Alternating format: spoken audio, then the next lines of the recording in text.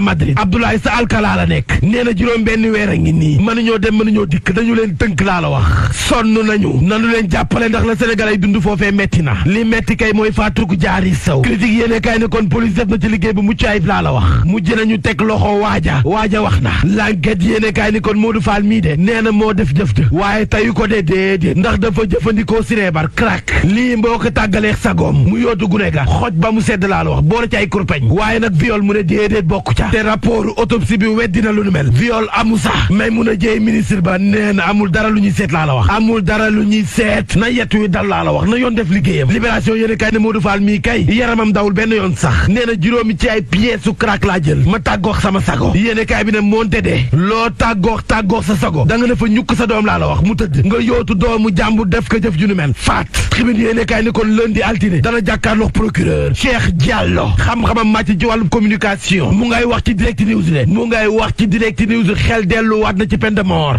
kay lu mën a nekk la nag ndax faatug bakken gi sakkan na ba yegg ci lool benn waajur nelawatul ba yandoor faatu ki ne fay ci tribune yéene kay féministe la nee na dama ne solution bi du lenn lu dul pédophile yeex yeneen violeurs yi waaw ku ci violé xale rek ñu tàpp la laa la wax tàpp la ba dootoo yëkkati bànneexu sëy on sibilaay minal tàpp kon mu ngook di dañ seeni ka jangeen jëf